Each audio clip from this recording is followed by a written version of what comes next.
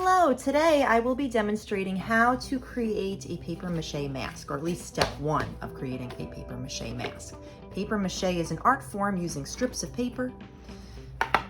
Glue, you can use Elmer's glue mixed with water, 50-50, so that's half Elmer's glue, half water. You could also make a paste out of flour and water. There's all different recipes that you can find online for the type of glue or binding material that we'll use for paper mache. You can draw pictures for your inspiration of what you want to do for your mask. You can also, I encourage you to look online and find pictures of things that might inspire you that you're going to change to make your own. You could base something on animals. These are half masks based on animal forms.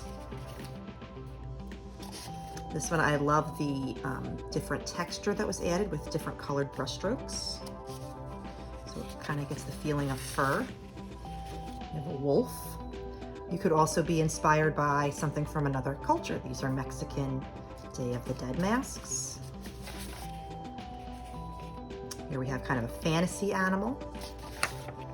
Here's some more Mexican masks. We have other cultures that have used masks typically in their ceremonies and in their cultures that you could be inspired by. You could do something completely original and on your own, just draw something, make it up, and be inspired by the use of color and shapes. Or you could do something, like I said, fantasy-based. So after you've figured out exactly what you're going to do, it's going to be time to begin your mask. You're going to need, like I said, newspaper strips. You're also going to need some kind of a face form. You can buy these at art supply stores. You could get a regular mask with the eyes and just kind of like fill it with newspaper to make it a little more sturdy. You could even make your own form using aluminum foil or newspaper and taping it into a face form. This is going to be just your start. We're going to be building up and adding different things to our form to give it more character, to add features. Building up the eyebrows here, adding some horns. It's all different things that you can do with paper mache. It's very versatile and it's inexpensive. All you need is paper and glue. So your first step is to take your newspaper, tear it into strips. It actually will go on better if it's torn. It'll look smoother, it'll kind of blend. And you're going to just lay it into the glue medium, whether it's the flour in the water or the Elmer's glue in the water. And you're going to lay this on top of your form. Usually I do one direction. So I put all my paper horizontal to start, or vertical. And then after I do that, then I will go in the other direction. So this is plastic. So as it dries, it should be not too difficult to remove. Oh, this flour is so thick. You don't want so many goopy spots on it, so you're gonna smooth it out with your hands.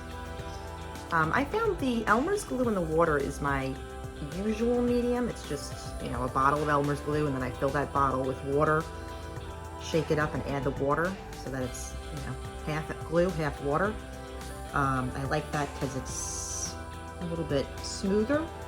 But one thing I've heard and noticed is it's kind of flexible when it's all dry. There's some give to it. So if you're using the flour and water, I heard this makes for a stiffer form. So at least for my first layers, I decided to try this and use the flour mixed with warm water. So it's 1 cup of flour, 1 cup of warm water, and 1 teaspoon of salt. Is my recipe that I chose. At least for the first layer to get some structure on. And what you should do is you should put, first day, 2 or even maybe 3 layers of paper, and then you're gonna set it aside somewhere where you're not gonna touch it for a few days to let it dry. Because the more layers you put on, the longer it's gonna take to dry. And my issue is I usually am impatient. I can't wait to get to work and create some amazing artwork. But you do have to have a little bit of patience for this form of art.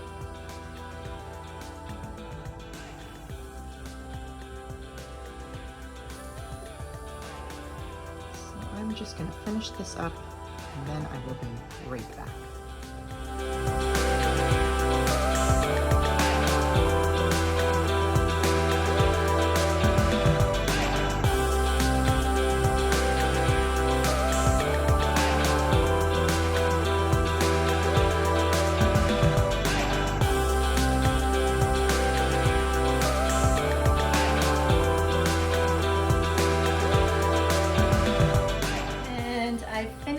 With my first coat of paper mache that has to now sit out and dry.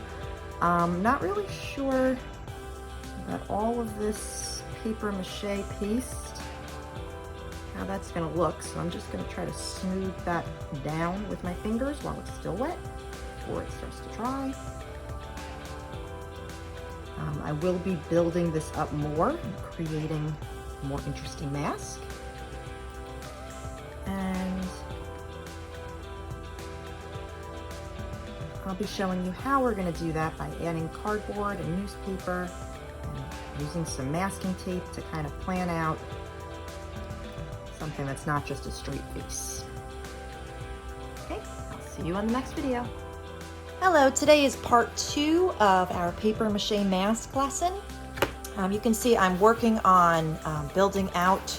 This was my aluminum foil mask or base that I created a mask over just to kind of experiment with some different techniques so I could show you the next part of our video, which is going to be adding on the structures, building out our mask and making it more than just a flat kind of face, right?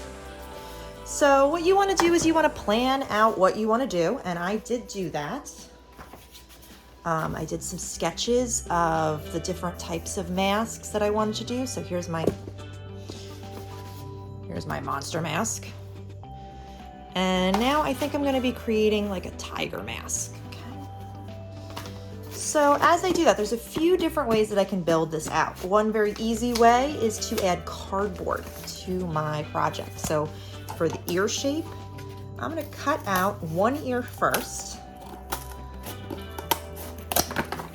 And the easiest way to cut with cardboard is to like kind of cut the pieces off. Instead of trying to go around everything, just kind of cut it to the edge. That's garbage. And then turn this. And instead of trying to get all these details. Otherwise, you can use an X-Acto knife or blade, which is really unnecessary. It's just your shape. Okay, so here's my shape. You make sure it fits. I'm gonna make it a little more rounded here. All right, we want that at the very edge. Okay, actually build that out a little bit too. All right, now the other shape, we want the reverse, right? So we take this, we're gonna flip it, and we're gonna use our pencil to trace around the shape.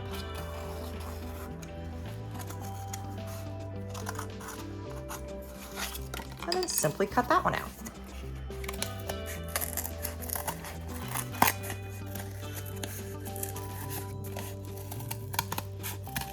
All right, to the edge. I'm not even following my own directions. There we go. Cut that piece off, and then this piece.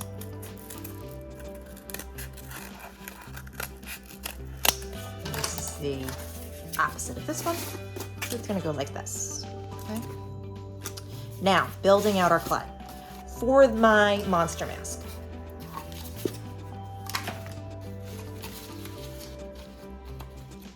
one sec. All right, for my monster mask, I actually balled up pieces of clay, wrapped them with masking tape,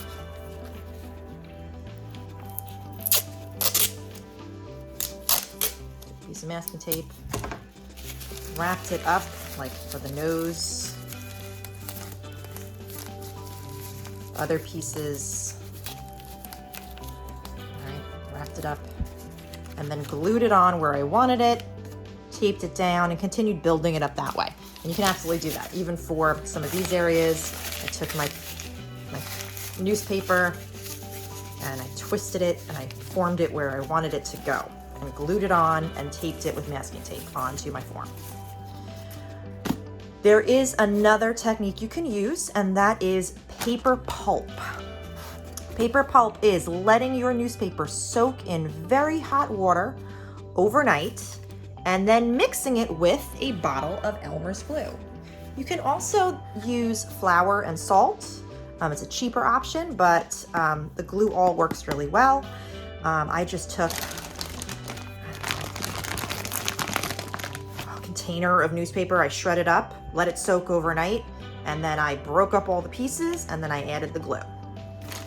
Another thing, there's lots of different recipes for clay glue.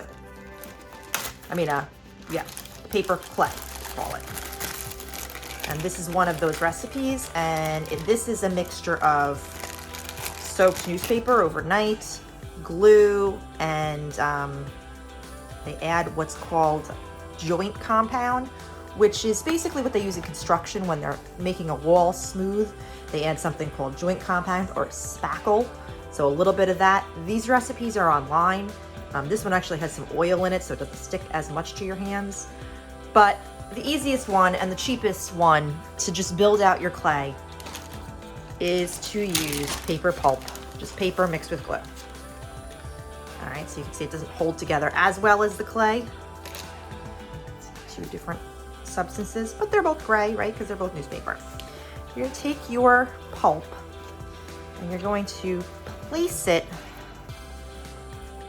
where you want your clay to build up. All right, so smooth it on, stick it on. Just press it on, and this is a little bit easier. You don't have to continuously glue it, and you can kind of build it up. And then you can always use your paper strips on top to kind of smooth it out.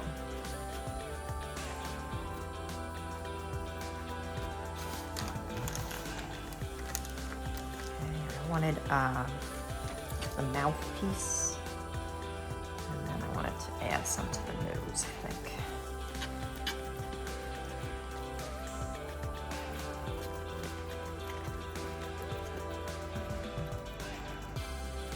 So this is going to take a while to dry. So what I would recommend is that you form your face first, let it dry overnight, and then come back and then put your strips of paper on top and continue to sculpt your project.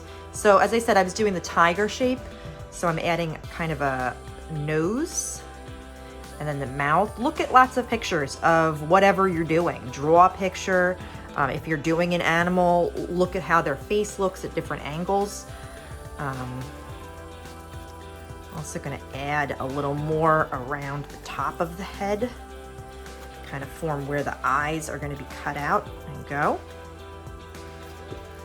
And tigers, move my monsters, hope you don't mind. His face was distracting me too. Cover that, okay. Tigers kind of, it's not a lion, but their face is broader than a human's face. So I'm gonna try to bring this out a little bit too. So we're gonna be really branching out from just the mask form, really building it up and making this more interesting. And you can see there's a lot of texture in this. So there's a few things you can do. You can actually sand the paper when it's all dry, because it is, you know, paper is made out of wood pulp, right? So you can sand it just like you could sand wood.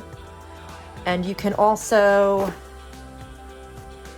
cover it with paper strips, like I said. Or if you don't feel comfortable, you don't want your hands getting messy, although this is not gonna be as sticky as my clay one might stick to my hands. But you can always tape paper and glue it on and tape it on, if that's what you prefer.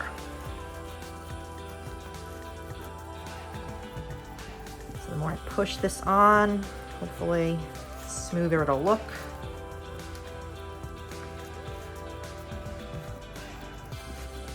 And I'm just going to continue working on this until I'm happy with my tiger's face, and then I'll stick in the ears.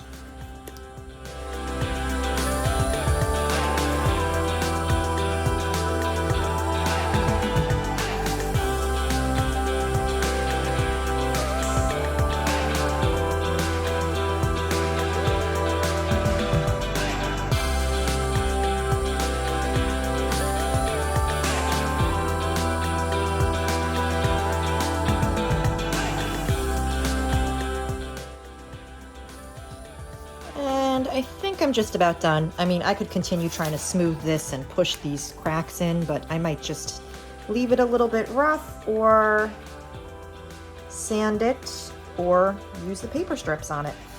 So you can see, I think it's not too bad. Kind of looks like my tiger mask. I will be cutting down here, cutting the bottom off. And I'm also going to take it off this newspaper and let it dry right on my plastic tray. Another thing, I think I'm going to prop these ears up a little bit so that they dry. I'm going to place this to the side to let it dry. And then continue with the next part, which will be painting my tiger face.